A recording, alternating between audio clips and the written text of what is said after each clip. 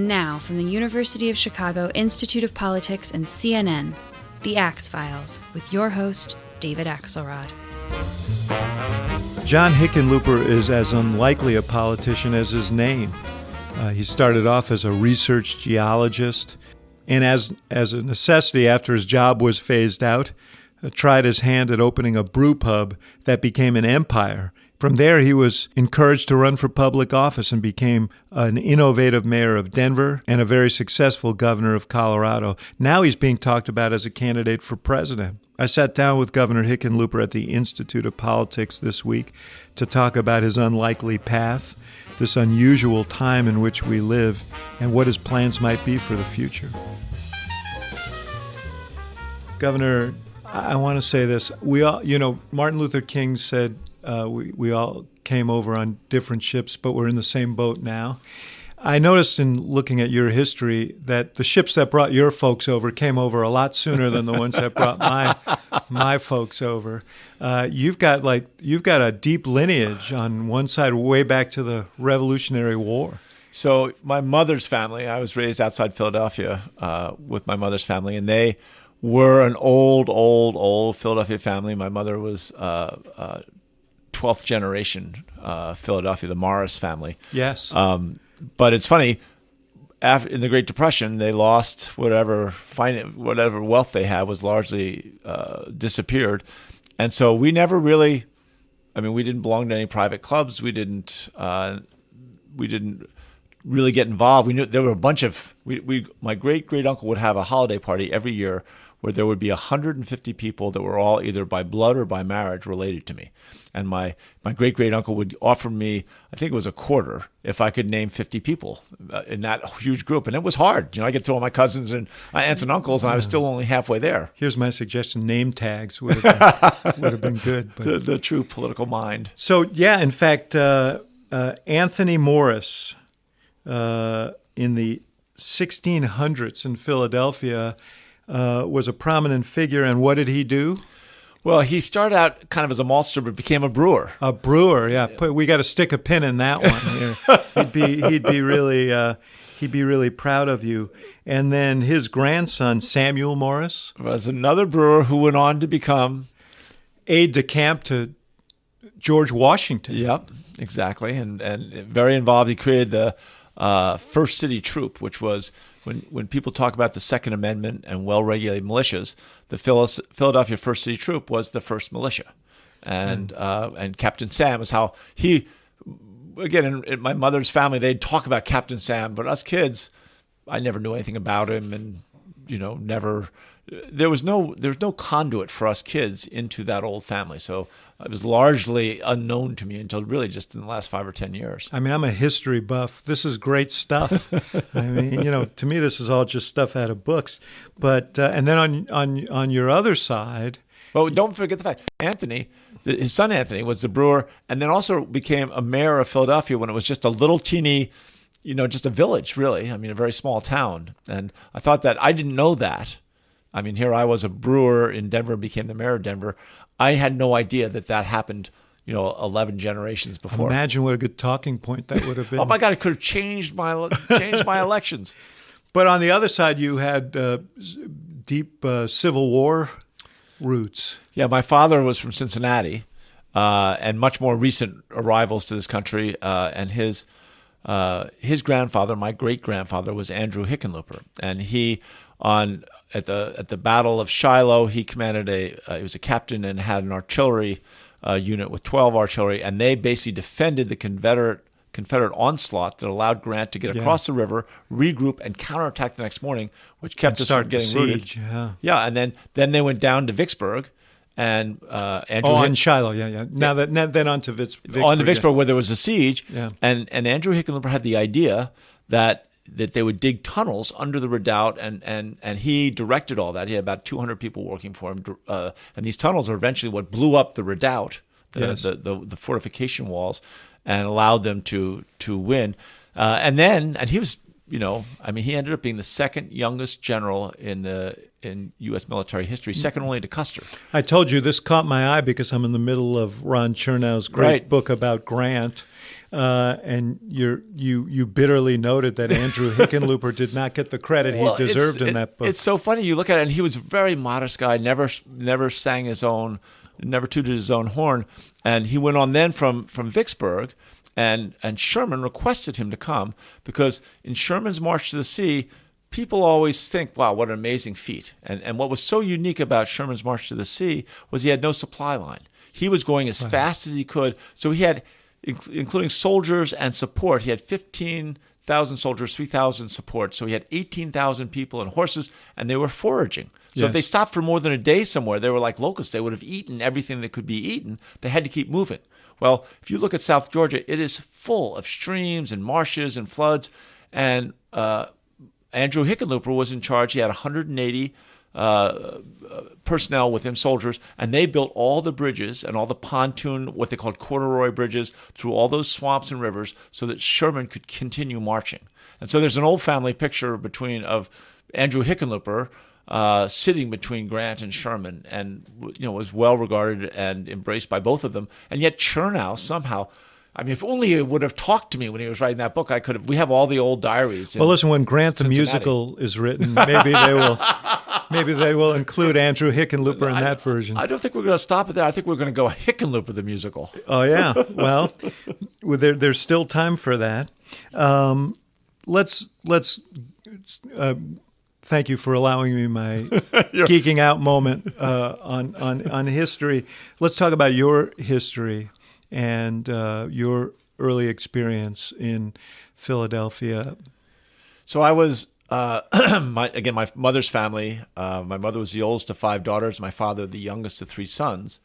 And my father wanted to get away from Cincinnati, where his grandfather was this kind of big shot. His father, my grandfather, was at the time the youngest Circuit Court of Appeals judge in that circuit. And my father just wanted to get away. So he moved to Philadelphia after the war, met my mother, who was widowed, had 2 children, married her, had 2 more children, and then he got sick. You were young. Yeah. So he got sick when I was 5 and passed away 2.5 weeks after my 8th birthday. And it was a tough, in a funny way, it was hard because it was such a sad house. My father was an invariably funny guy. He thought if you could make a joke about something, it could never beat you. And he would constantly make jokes and loved telling Shaggy Dog stories. But of course, when someone that funny and full of life passes away, people stop talking about him. And so my mother was very direct, and she was, and she was never sad, but she was very firm that we had to recognize you can't control what life throws at you, but you can control whether it makes you stronger or weaker. You can control whether it takes away your joy and your pleasure. And she browbeat us in a gentle way, but maybe browbeat's the wrong word, but whether it was sports or drama club or academics, she thought we all had to find our own joy and create our own lives. And that whether it was whatever it was, the real joy was going to be in helping other people and building those relationships. And that turns out to be, good advice, I think, for anybody. But it's still, when you're at that age, I lost my father when I was still a teenager, but I had him for much of my formative years. It's got to be, that hole has to be there. I know that when you wrote about your life in your autobiography, you talked about these ghosts, and one of the ghosts was the healthy, happy father I hardly knew, and his ghost, which I've spent the better part of my life either seeking or fleeing. Yeah. Well, and it's funny that through life, people keep coming into my life who knew my dad, right? So my dad in college was great friends with Kurt Vonnegut. And I read everything that Kurt Vonnegut ever read or wrote, everything he ever wrote. And, here I was 45 years old, and he was coming to Denver and wanted a special beer to do. He was doing an art show, silkscreens. And so we made Kurt's Mile High Malt. And the first time he called me on the phone, he said, well, you can tell me what happened to John Hickenlooper, my great friend from Cornell. I said, well, that was my dad. I'm a junior. And so we became great friends. You can Google Hickenlooper and Vonnegut, and you'll get a YouTube where he impersonates. He goes on and explains. He says, well, Hickenlooper, you're so charming and funny, and I knew your father. He was just blah, just dull as dishwater, and that's got to have bothered you. Now I can tell you the real truth. He was not your father. I am your father. And he's on, in this YouTube thing. Here's Kurt Vonnegut with his hair up, kind of wild, saying, I am your father. But it was a gap, right? You end up finding these things out decades later than when you really needed them. Yeah, and also, but it must be when you find people who can fill in that gap. I always find comfort in talking to people who actually knew my dad, which my family didn't. My wife, my kids. Right. It's meaningful. So there are a lot of people in politics who you talk to, sitting across a table like this, who've been planning their campaigns since they were 4. You were not that. You were of all these activities that your mother browbeat you to pursue, the ones that you didn't gravitate to were student government, politics, none of that. What did you do? Well, it's funny. I was a skinny kid, and I was as the youngest of 4. I was always agitating to get to go to school. So she sent me to school when I was 4, a year early. So I was skinny anyway. I had really thick glasses. Imagine taking the bottom out of a Coke bottle, putting them in glasses. That's how thick my glasses were. And I had, I was a kid in 3rd grade that got bullied by it. And that was the year my father passed away and was so sick. And obviously I wasn't aware at the time, but that, I was just trying to get kids to like me. And it turned out I was being a jerk, really obnoxious. So I learned over those 10 years how to get along with people. And I studied it. I studied how to tell a joke. So, because at the dinner table, I could never tell a joke or get a word in edgewise because my older brother and my older sister were, it was an open, it was a feeding frenzy to see who got, FaceTime at the table and got to tell their stories. So I love sports and I was very, very competitive. I wasn't the greatest athlete, but ended up doing very well. But I was so intense and had a certain anger. It took me a long time to kind of work through. Anger because of the loss of your dad? I don't know. Maybe that's part of it. It certainly came from a very early age. Just I would go into rages about stuff all the time. I was always not your image, by the way. No, well, I worked very hard. I really consciously when I got into business and I was running a restaurant, I realized this was a huge liability. Just that it didn't hurt me as much in college. It didn't help me, but it didn't hurt me in high school and college. But that process of learning how to get people to like you, learning to get along with everyone, is a very valuable thing to learn, and it helped. In sports, it showed in sports that I could, even though I wasn't the most talented, if I worked hard enough, I could make the varsity. And not only that, our team could win the championship. If I worked hard enough, even though I couldn't hit a curveball, I learned how to throw a curveball and got to be a baseball pitcher. And our team, again, I played in the American Legions. We got to the regional finals. My high school team won the championship. And that's a lesson that, that's one of the things I love about sports. If anybody, if they're willing to work hard enough and they get some breaks, you can do well. Well, the other thing is it teaches you how to play on a team. A huge part of which I was, again, if I thought some other kid wasn't hustling, I'd yell at him. I think, the best soccer player, but I was never going to be captain. No one was going to vote for me captain because I was just too driven during games and stuff. David Groverman, who was the captain of the soccer team, would disagree, and he would say he's much better, and maybe he was better. Mm-hmm. I won't argue the point, but certainly that competitive streak. I'm sure scholars of sports are still trying to sort that one out. So you went to Wesleyan University, and I had a roommate here at the University of Chicago when I was a student here who was on the 11-year plan, and you embraced the same sort of strategy. Well, I was a bad student. I was dyslexic, and they didn't know what dyslexia was back then. So all I knew was I was a very slow reader. I never got an A in high school. I got an A- in physics in 9th grade, but that was it.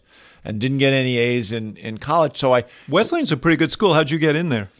Because I was a good athlete, I see. A very serious soccer player, and I tested really high. And basically the rap on me was that I was lazy and I wouldn't work hard enough. Well, I think I had some modest ADHD to go along with the dyslexia, so I was always behind, and partly because I just didn't like school.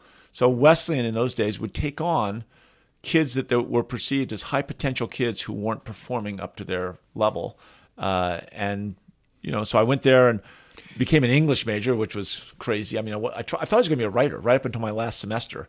And luckily I had friends who were very honest and direct, and it sucked. They'd give, my writing was bad.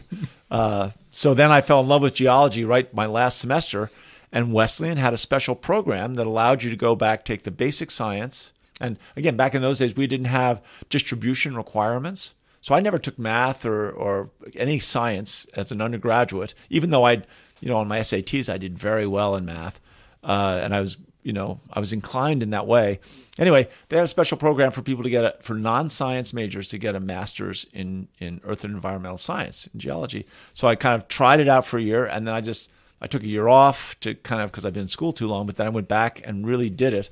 So I was there basically almost 10 years. A bunch of the professors at one point gave me tenure as a student. Yeah. At some point, did they say, maybe you ought to think about life after college? Well, once I found the geology, the hard part is I took a year doing chemistry and physics and calculus and basic geology, and then I took the next year doing the graduate geology, and in between I took a year off. So that's 3 years. Then I had to do two summers of research on my field. So I studied these volcanic rocks, this giant volcanic eruption that had taken place 45 million years ago just north of Yellowstone Park. So I had to spend 2 summers. This was a terrible duty. 2 summers in the most beautiful mountain landscape you could ever imagine. Take the east and the west boundaries of Yellowstone Park and take it 10 miles up into the Apsarika Mountains. And I go out there and I go out for 2 weeks at a time and never see another person other than my field assistant, and just collect rocks, and we'd camp, make a center of a spoke wheel, mm-hmm. like an old wagon wheel. And I'd go out and do traverses every day in a different direction and come back to the base camp. That was 2 years. So in the end, I got through in 9.5 years to actually get a degree in literature and creative writing, and then to come back and get a master's in geology. It's not terribly inefficient. I wouldn't recommend it to anybody. And that's how you got out to Colorado. Yeah, I had the master's in geology, and there were, Denver was one of the only cities where you could go, and they were still hiring people. The oil and gas industry. Yeah, so I had 5 years as an exploration geologist, and an exploration geologist takes what you see on the surface and tries to imagine it's like a layer cake, right? It's how geologic rock gets formed.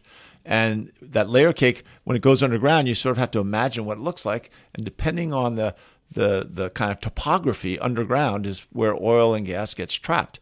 So it's very intellectually challenging, and I got to go to all these amazing, beautiful parts of the western United States. But unfortunately, the price of oil collapsed in the early 1983, 84. And our company had done great. We found a lot of oil. But by 1986, Occidental purchased the company just for the reserves, and they laid everyone off. So it was funny. In those days, they hired an industrial psychologist to come in and spend an hour with every employee. And the one thing I remember that my takeaway was, he pointed out that even all change involves loss, and all loss must be mourned. But even change you want involves loss. But if you mourn that loss, the change can be good for you, and you have to recognize that and embrace it. Which was a funny way of saying sort of what my mother had said, that no matter what life throws at you, you've got to make that. Did that immediately make sense to you? It reminds me of what Mrs. Churchill said after Churchill lost the election, and she said, "This is a blessing in disguise," and he said, "Well, it's rather well disguised." I don't know if how I would have felt if the company had sent in a psychologist or a social worker to help me adjust to the fact that they just bounced me out of there.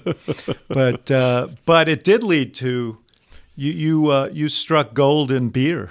Well, it's funny. I was out of work, and not only did our company lay everyone off, but everyone was. So there were no jobs, and I thought I was a pretty good geologist. Evidently, maybe not quite so good.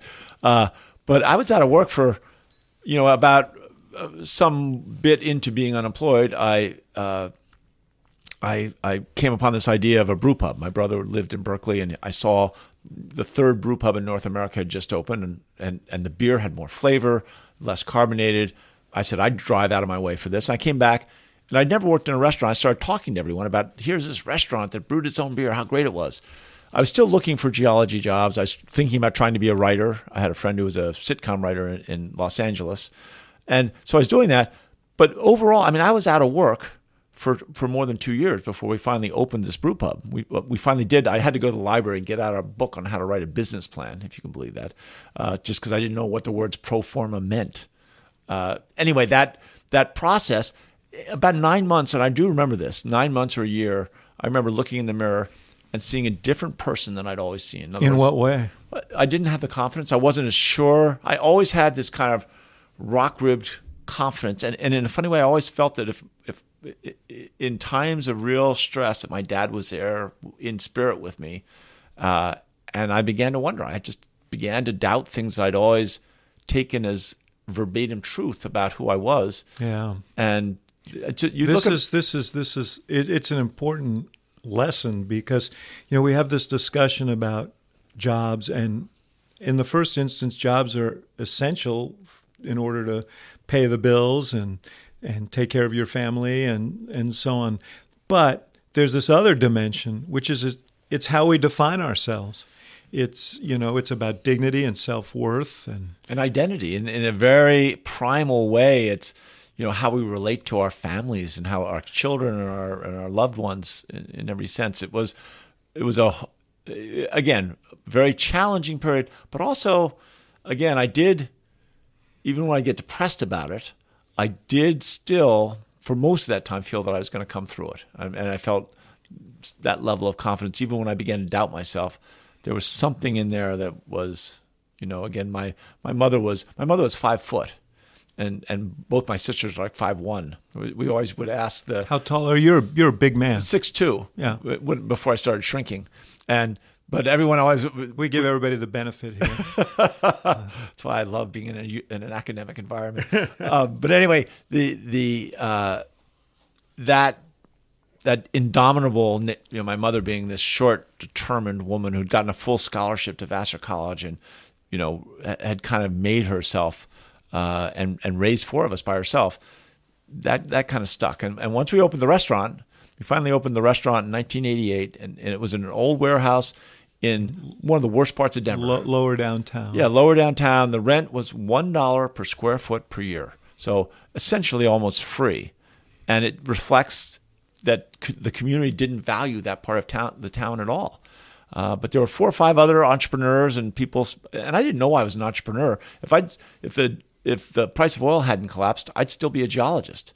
And yet, once we finally opened the restaurant, the first day we walked in, and the place was a hit right off the bat, and big crowds, and I knew I was going to be better at running that restaurant than I ever was a geologist. And it's funny, I mean, so many people have lost their jobs and been out of work for long periods of time.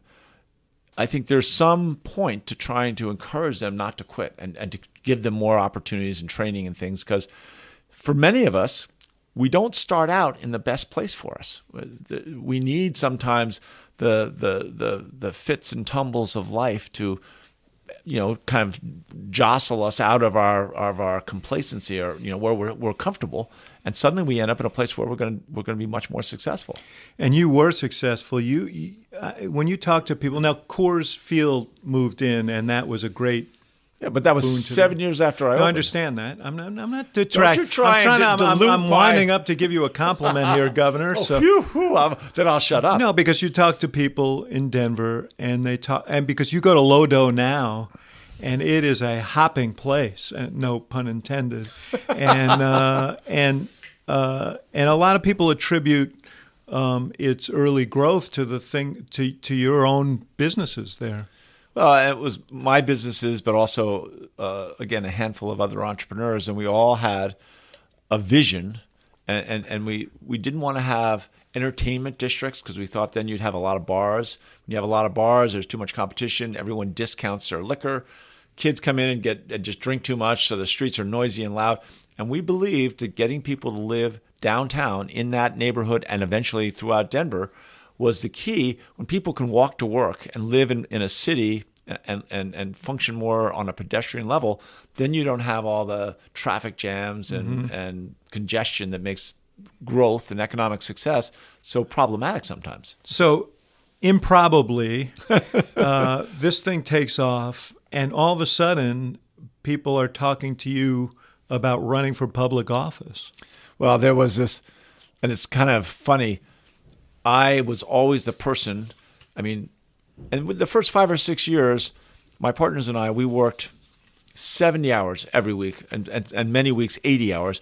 And the first 6 years, we paid ourselves $24,000 to $26,000 a year, depending on how well we did. Put everything back in the business, and then all of a sudden it took off. And I served on a bunch of nonprofit boards and committees. I knew a lot of people in the community, and had a lot of these people as regular customers in the bar.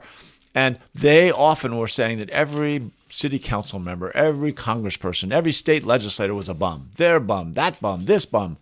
And I was the one kept saying, wait a second, this is America. They are us. If we're not happy with who's representing us, we should get people in there that will do it properly. And somehow, I've never really figured out how, but somehow they turned that around. And within the space of 18 months, I went from someone who had never, ever considered running for office or thought about it. Again, think of those. Part of it was I got LASIK surgery, literally, and didn't have these glasses on my head, these huge, even with plastic lenses, they were so big, made it look like my temples were indented into the side of my head. And suddenly I got LASIK surgery. I didn't have glasses, and I felt like a different person. And all these people that knew me pretty well said, you should do this. You should go out and, you would be a good mayor. And so I started going around and visited mayors in other cities, visited a bunch of the mayors in the suburbs of Denver, and found out why they hated the mayor of Denver and why the Denver mayor hated them. And I got excited. I had actually a guy in Philadelphia named Lee Driscoll, who had been one of the founders of what I'm trying to think of the name of the law, but Ballard Spahr, or big firm. Firm. Well, he was the founder of Aramark. Ballard Spahr was where he came from. But anyway, he was great friends with David Cohen, who had been Mayor Rendell, Governor Rendell's chief of staff. And so he set up a meeting for me with David Cohen, and then I went and spent the night with the Driscolls at their home.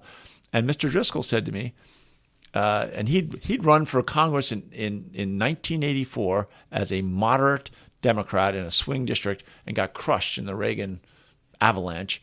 And I said to him, so what your advice to me is probably don't run unless I've got money, because they pulled all the DCCC pulled all their support for his campaign. They pulled it out 2 months out. And he didn't have a chance.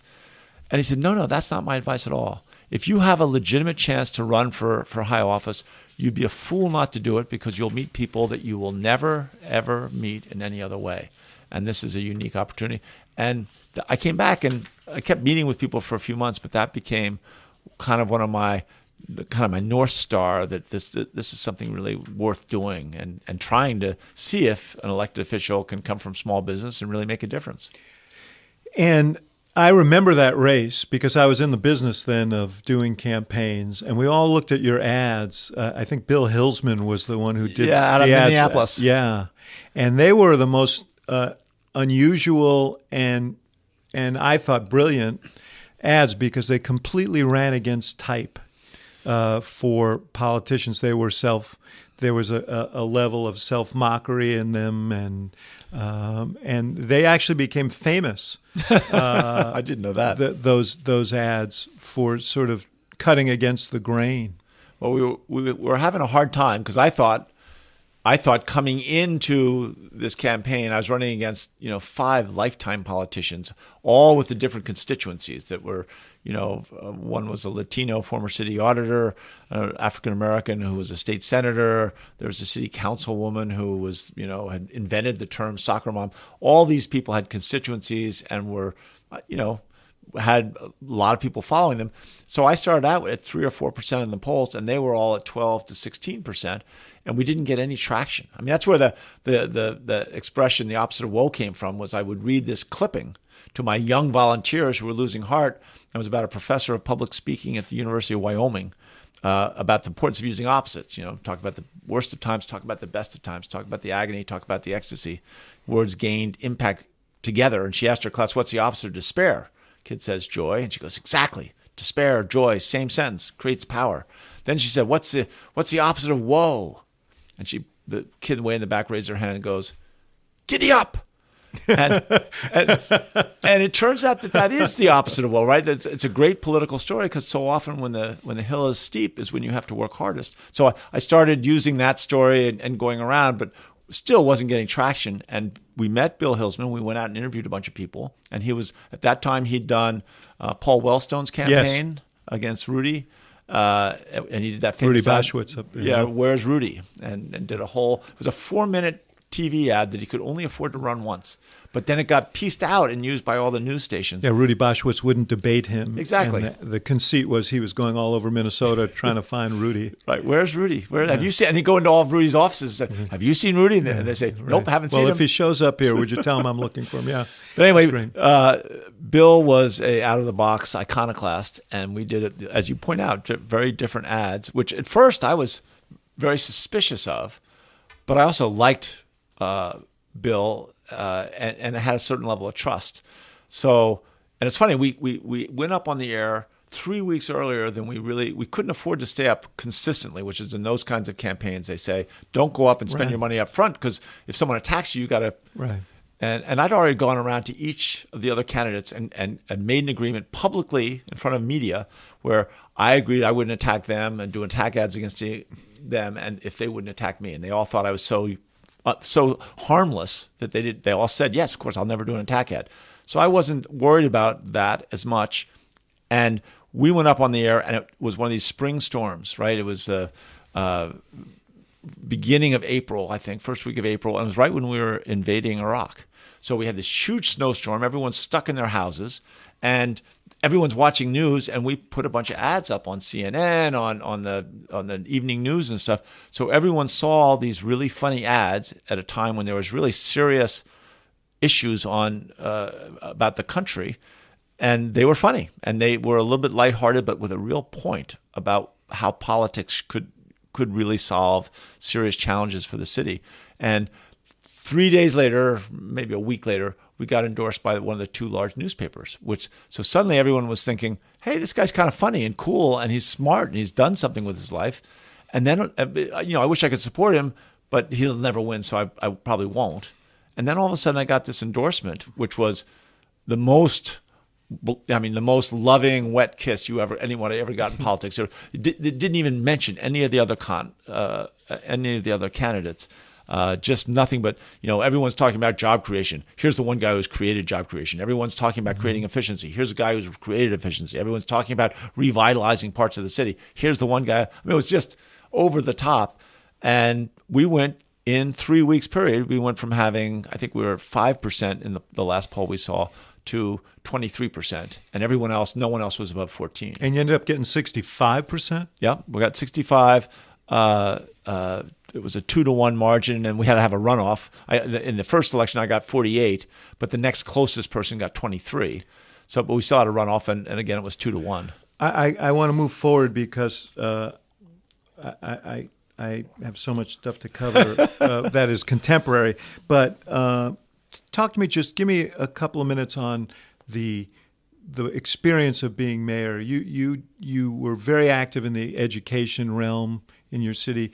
Huge infrastructure improvements that really buttressed and the city laid the foundation for growth. Tell me about that and what you learned from the experience of being mayor, having never been in government before. Well, and obviously government is very different from business, and especially the restaurant business. I'd at that point been running restaurants for 15 years. But there are lessons you learn in the restaurant business. You learn from the beginning there's no margin in having enemies. No matter how unreasonable that customer is, you'll do everything you can to make them feel respected. And that's a great political lesson. You don't have to attack your opponents quite so viciously. You also realize in the restaurant business when the fur is flying and the place is just jamming and you can't get the food out fast enough, you're all even. You're all the same family. Doesn't matter whether you're tall or short or black or white, or straight or gay. Everybody's on the same team. And again, you learn that in a visceral way that in government was very valuable. And having diversity in our restaurant, we saw that having Latinos and blacks, and we try to get everyone involved in decision making, menu changes and stuff like that, and we felt that we're getting valuable benefit from that diversity. So we did that when I got elected mayor. So there was a real feeling that is different as political life and being a mayor is from business. There's a lot of lessons you can. Yeah, let me just say that you may derive that from running restaurants, but apparently, if you're in the hotel and restaurant and casino business, this not having enemies thing is not as apparent as it is if you're doing. Well, I don't think our president did as well in casinos. The last time I checked, that was his major bankruptcy. Was a string of casinos. Yes. In education. You were viewed as a big education reformer. In fact, your chief of staff when you became mayor was Michael Bennet, now senator from Colorado, and then you moved him over to the schools, and he was nationally known for the kind of education reforms that took place there. That wasn't always well received by teachers' unions in the city. Yeah, but you have to, in business, I call it the alignment of self-interest. When you get different self-interest all aligned is when really good things happen. And that's true in public life as well. And Michael Bennet, who is one of the smartest, I think he's one of the most talented senators in the U.S. Senate and one of the most talented people I've ever worked with. He came out of kind of the venture capital side of high finance. But anyway, that alignment of self-interest, I went to the teachers union and I said, I'm very popular. I will put my political weight behind passing a property tax increase, and it will all go to salaries. We won't give it to the school district to do buildings. This will strictly be for increase. But I want to make sure that there is an incentive portion of it. At least half of it is going to be those teachers that are the greatest teachers. So the teachers had to look at merit pay, in other words. Merit pay, which had never been done before, had never been approved by a teachers union. And yet I was offering them basically over in a 1-year period about an 18% raise. Not a common thing in the modern world. And they were going to have to give some chunk of it, but it's still all going to go to teachers one way or the other. They'd have to give some of it over to merit pay. And they not only did they go along with it, but they had during the election to get the teachers union to support this before the actual campaign to the public. They had me do the video. And because partly Michael Bennet had suggested to me during the campaign that I should visit every public school in my campaign, and that in my first 4 years I should visit every public school. It turned out there were 161 public schools, so I spent 2 hours of every week in a public school, and I had a relationship with those teachers, and they trusted me that I was someone that was coming, and they all talk to each other, all the different schools. It's a very close-knit community of successful public school teachers. When I went and pitched that this was a better thing long term, they weren't giving up that much and they were going to get great benefit, they agreed. And so the teachers union supported that initiative. First allowed us to make it so it could be half it could be incentive pay, and then or merit based pay. And then the teachers union came out and really walked the neighborhoods. Do you think there's a potential for a grand bargain on a national scale like that? Yeah, I think the feuding and bickering between all the different elements of education, right? The private schools and public schools, the charter schools and public schools, between teachers and administrators. I mean, here's some place where we've spent probably more public money with less success. Although I think it's fair to say that Arne Duncan and President Obama made some great progress on really important stuff like high school education or graduation rates and achievement, the continuous achievements we've seen over the last 30 or 40 years. But still, we're not where we need to be, and we know that. I think there's a way to align those self-interests so that we can there has to be something significant in it for everyone. You got you had a very successful run as mayor. You ran for governor in 2010, which wasn't a great Democratic year. was an awful year, is what you're trying to say. Yeah. Yeah. The midterms after you I guys have very were in. bad memories of that year, so I try and soft pedal. That. Tell me about the adjustment that you had to make moving from being a mayor, which in many ways is not a particularly partisan role, to becoming governor of a very divided state. Well, in Colorado is 1/3 Democrat, 1/3 Republican, 1/3 independent. Still is today, pretty much. Rough justice. But being mayor was training wheels, and really good training wheels. In Colorado, the mayor is elected on a nonpartisan basis. Now, Denver's strongly Democrat, so it's been a long time since they've had anything but a Democratic mayor. But that experience of working with city council, dealing with various constituencies and neighborhood groups and activists was powerfully useful. And plus, I worked with all the suburban mayors. And that's part of the reason I was the first mayor of Denver in 140 years to get elected governor, largely because historically, Denver mayors had hated the suburbs and the suburbs had hated them, and they were always at cross purposes. And it's funny, when I first went around, when I was running for mayor, I ran on a ticket saying, we realize we can never be a great city without great suburbs. And we hope that the suburbs will recognize they can't be great suburbs without a great city. So let's work together. From now on, Denver will only make decisions that help the suburbs as much as it helps Denver.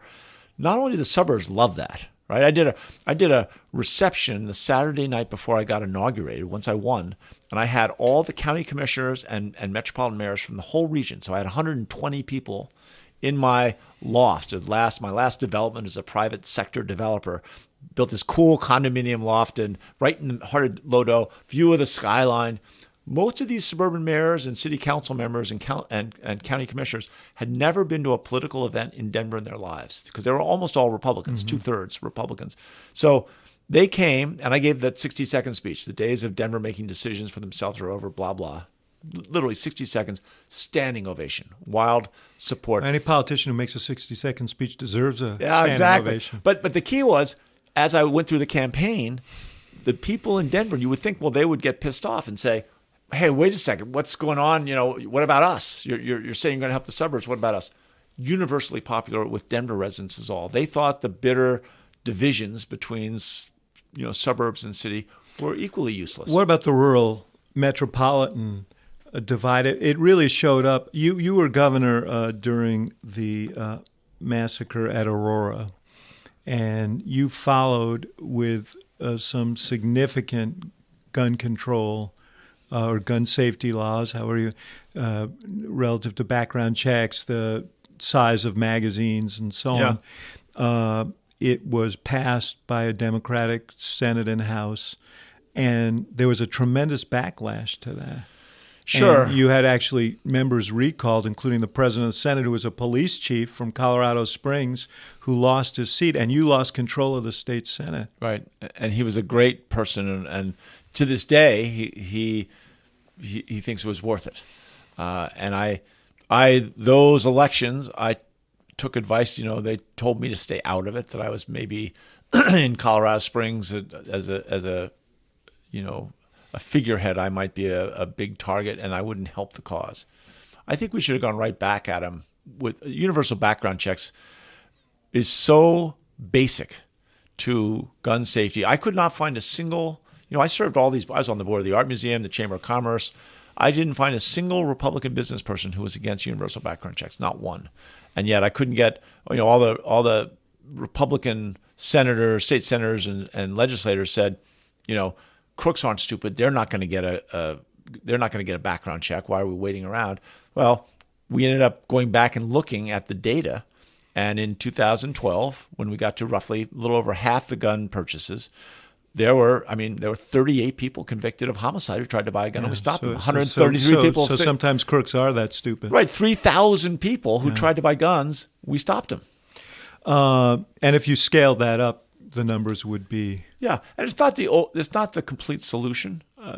I don't have any. Do you think that I'm sorry to interrupt you. Do you think that the mood of the country on this issue is shifting as a result of what these kids have done in Florida? Well, these kids are so cool. I mean, the courage, and it's so cool what they are doing.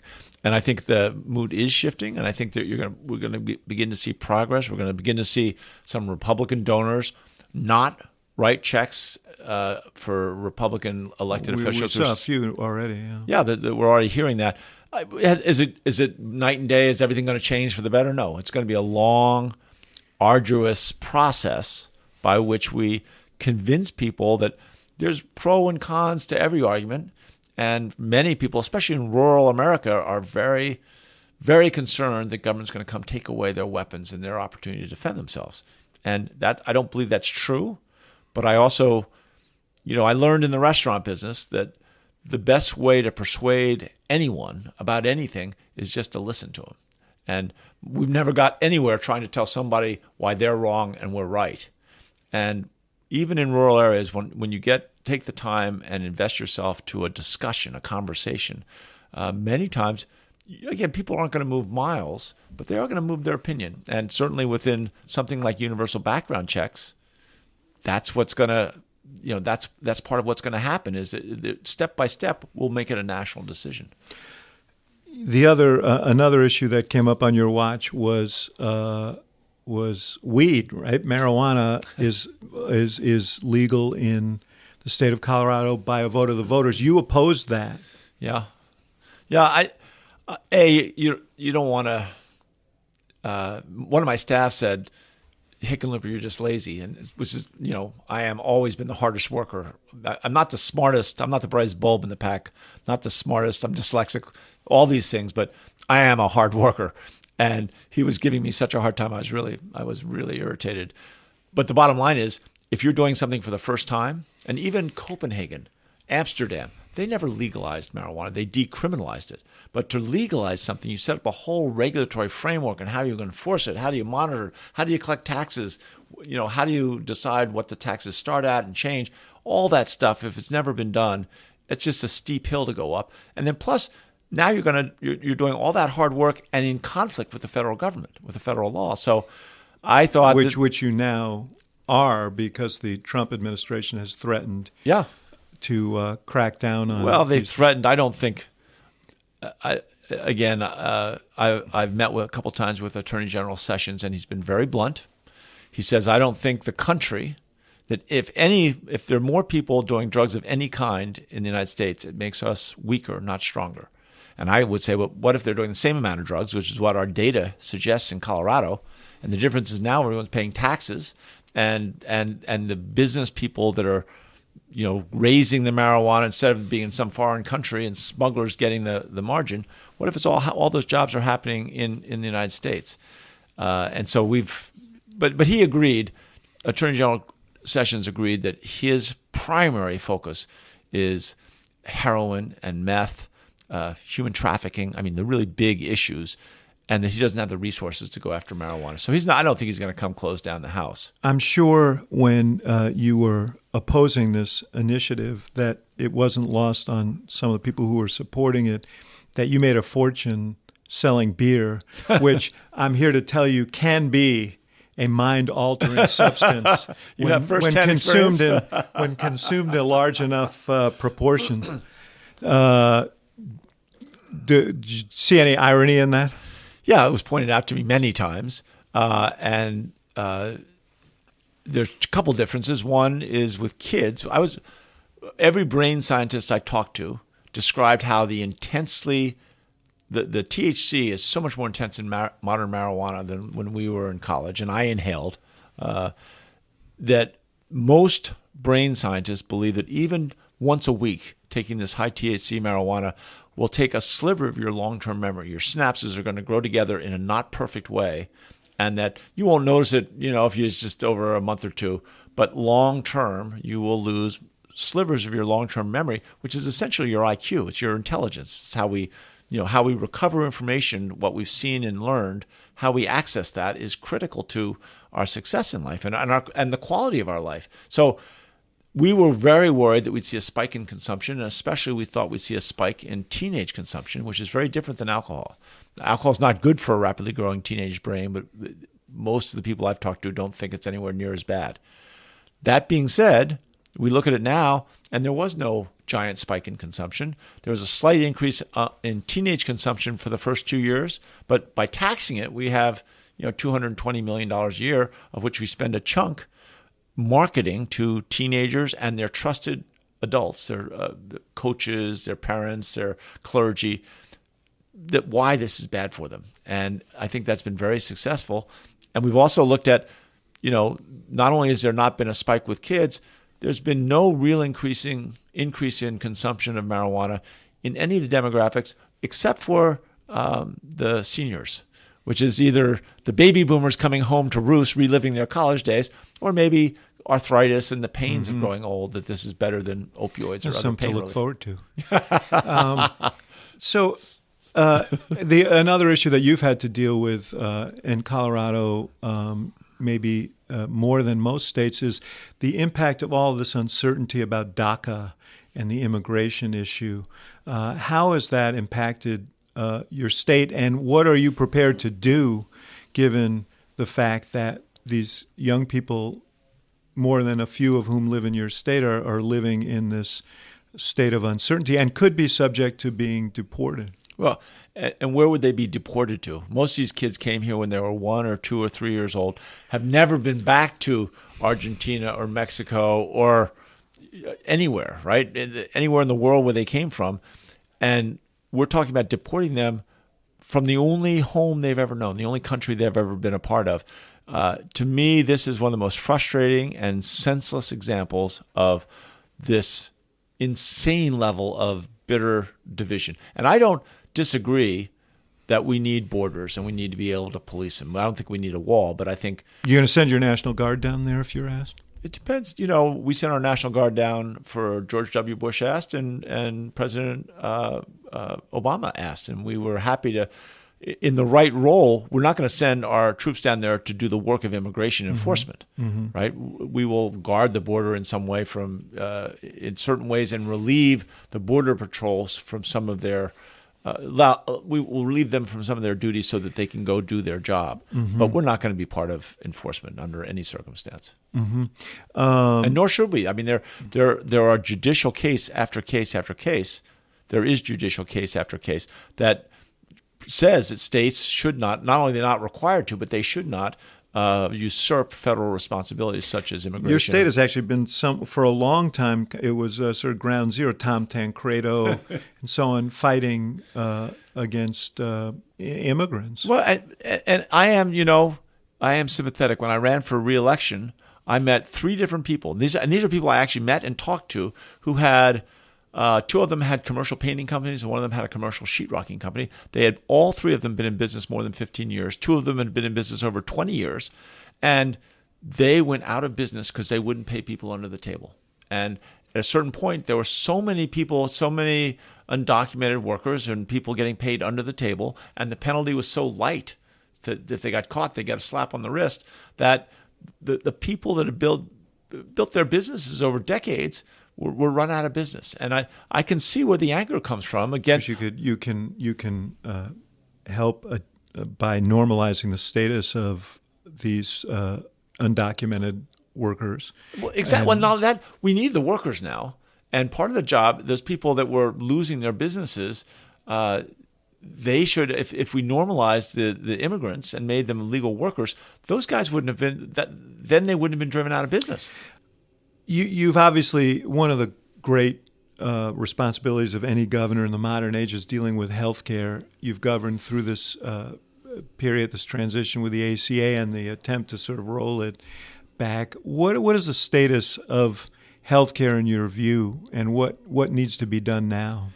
Well, I think I was terrified after Trump became the president that he would immediately dismantle it. And we focused on trying to get Republicans and Democratic governors to all say we don't want to roll back coverage. We realize there are things to be improved. So making sure that we get the price supports for the open market, for the private market, make sure we have Which you haven't. We haven't gotten it yet. Yeah. And to get the high-cost funds, some sort of a high-cost fund that takes the really expensive people. We have 4 people in Colorado that cost between $500,000 and $1 million a year in their medical costs. And that raises everybody's premium in our exchange dramatically.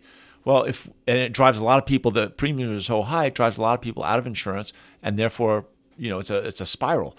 What we're trying to do is get a high-cost fund fund that out of a little sliver from everybody who's insured, and then more people come into the exchange, and that continues to lower costs for everyone. Those kinds of things we were so close to getting even just a few weeks ago. And I think, again, the affordable... You've been working with Governor Kasich and others to... Yeah, and Governor Kasich has been great. I mean, he's a pretty conservative Republican. I'm at least socially very liberal Democrat, and we've been trying to show that we can find common ground and compromise and really fix the Affordable Care Act without throwing the baby out with the bathwater.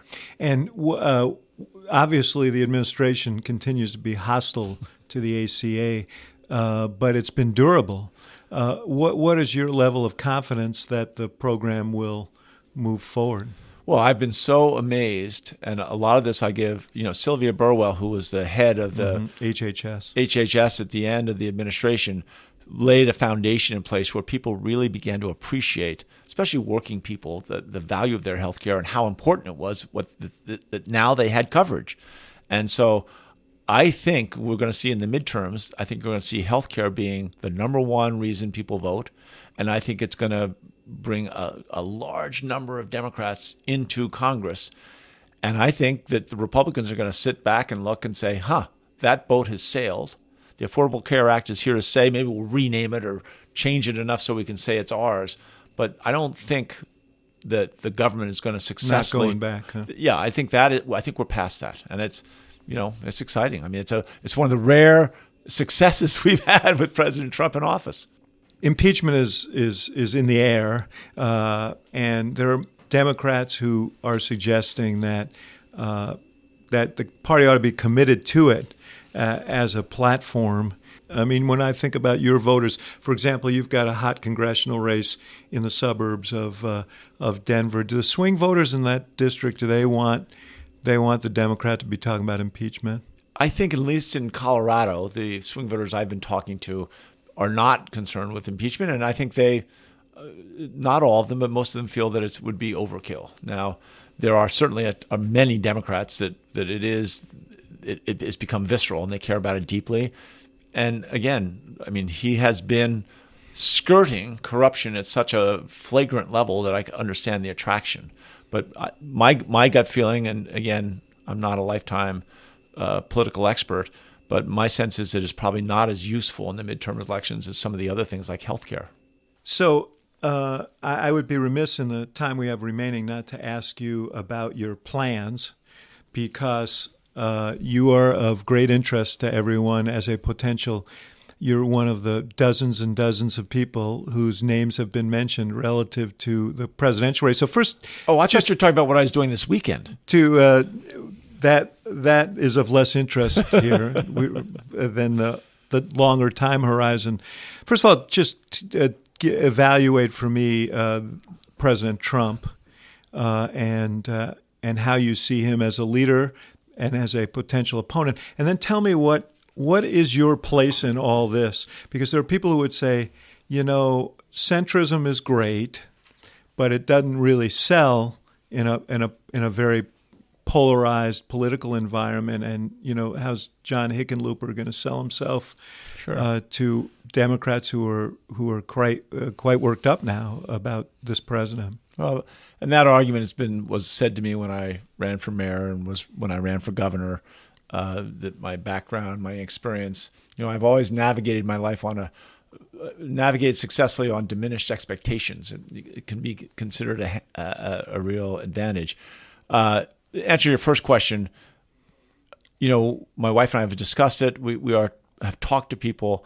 We haven't formed a pack. We're not going out and aggressively pursuing it now. Partly because I think what we're working on, we're doing a bunch of workforce stuff now in Colorado that no other state is doing. We're making advances in healthcare and controlling the cost while at the same time expanding coverage that I think is breathtaking. The moment I start a pack and start talking about what I'm going to do in 2020, not only do I get distracted, but my cabinet gets distracted. And it's a disadvantage. Yeah, it really is, because the race will probably start the minute the gavel falls on the 2018 midterm. I think you're right. And all those things, as you've got to have your message down. You've got to get things down to 60 seconds. And I am spending very little time. I think about it sometimes, but relatively speaking, very little time on that because I've attracted, I think, the most talented team of people I've ever worked with, and we're taking on what I think are the most important issues a state can deal with. And I think it's more important to focus on that and finish strong. And, in my life, every time I focus on what's in front of me, I end up having choices. Sometimes it's a different choice than what I thought, but it brings me certain choices. So in terms of Trump, obviously, we don't allow ourselves to discuss him in the office because it's just a waste of time. There's too many stories to be told. Seems like some of the stuff he does would affect the things you do in the office, though. Absolutely. And so in that case, then if you're talking about weakening the Environmental Protection Agency or, disrupting how we look at our public lands, we do deal rapidly and aggressively with some of those threats. And I think we've been successful in pushing back. I look at what he's done. I mean, you look at this form of government, which is somewhat fragile, right? Very few. I'm not aware of any form of government that's ever lasted more than, let's say, 500 years, 600 years. But the Roman Empire, I think, was 480 years. We're halfway through there, and we're beginning to see some real stress. He's attacking the free media, right, at a time when they're already economically uncertain because of all this new technology and the internet. He's attacking the judiciary, which is again another fundamental protection or support of our form of government. And then, step back and look at he's attacking the hallmarks, the real strength of our national security, the FBI, the Secret Service. You go down that list, the military, in many cases. So I worry that even though it hasn't broken the fabric of democracy, he's weakening it. He's certainly stressed it. And someone's going to have to run against him from a point of view of, here's what you've done, and there's got to be some graphic way of portraying that gets people's attention, and maybe humor is some. When I was a kid and getting bullied, and he is archetypical bully, one of my great devices became using a humorous edge to these bullies in front of other people that maybe not, made it look less advantageous for them to follow through on their threats. And they stopped threatening me at a certain point. I'm not saying that that's a perfect and unique solution. I used to find running an efficient way of dealing with it. You must have been but it is an was. issue because you're such a bright guy, and you've done so much, and you have such an unusual and diverse background. But you were sort of the anti-Trump. I mean, you're I resent that remark. Well, actually, I guess I don't. You're not like this huge personality getting in people's faces, like WWF style. Do you think you need that to run for president against this president? I am unclear, to be honest. As I said, I've focused so intensely on what I'm doing. I haven't given as much thought to what that strategy would be like. But I'm sure there are a lot of people out there working on that. And I think, WWF, actually, I'm old friends with a guy named Michael Goldberg, owns an amazing place up in Aspen called the Belly Up. It's the only nightclub for miles up there. And his brother is Bill Goldberg, WWF. So I have hung out with Bill Goldberg. I have helped him in and out of the ring when he kind of rejoined the fight game. So if you ran, would he prep you for a debate with Donald Trump? I don't think he'd want to do that. But you look at how that kind of a event is put together, and how much of it is show and how much of it is real. It's 99% show and really well thought through and predictable. I think some approach, there's got to be some level of intention that can model on the theatrical requirements to take on someone like Trump. I would have a much harder time, I think, beating some of the Democratic candidates. I think there are so many really talented people running. I think Trump, unless something changes dramatically. Well, on that subject, what is your place in a Democratic race? What is it what would distinguish John Hickenlooper from the if I were running, if you were running from the Sure. legions of other Democrats who were offering themselves as potentials? Well, I guess again, I respect people like Michael Bennet and the hard work that's done in the Senate and the House, and I know it's very unpopular now, and people hate Washington.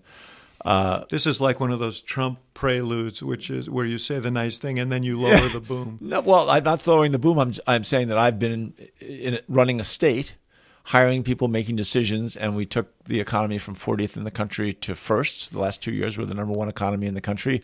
We have pushed economic development into the rural parts of the state, I think more successfully than almost every other state. You look at healthcare. We've been controlling costs in healthcare. We're doing a lot of things that the country needs. And as a governor, I'm not connected to Washington, right? I mean, I'm obviously concerned about it, and in some cases, I have my nightmares about what's going on there sometimes. But I think most governors, I'm more focused on solutions and decisions and putting the right team together than trying to worry about Washington. And I think there might, who knows, who can predict, but there might be an appetite for someone who's hired people and managed things and made a budget. Of all the people, there are not that many candidates in either party that actually started a business from scratch, were entrepreneurs, and made a budget and know how to assess risk and reward and how do we get the best value for every dollar we spend. I mean, right now, given the federal deficit, that's probably not a bad skill to have on your resume. And you will wait until after you leave office to make a final decision? Yeah, I think so. I think, my wife and I, we kind of laid out a schedule. We are talking about it with each other, obviously. Good. That's a good plan. Good start. Yes. But then probably this summer we'll see how it begins to feel and begin making more serious. I think at a certain point you would be able to advise me much better than I could advise you, but you'd have to get much more polished than what I am now in terms of what my message would be and what do I bring that's different than other candidates.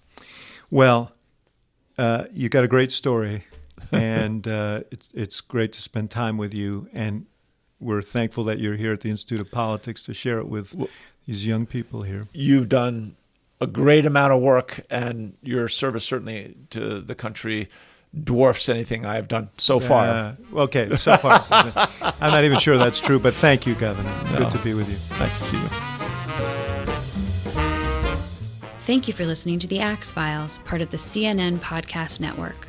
For more episodes of The Axe Files, visit cnn.com/podcast and subscribe on iTunes, Stitcher, or your favorite app. And for more programming from the University of Chicago Institute of Politics, visit politics.uchicago.edu.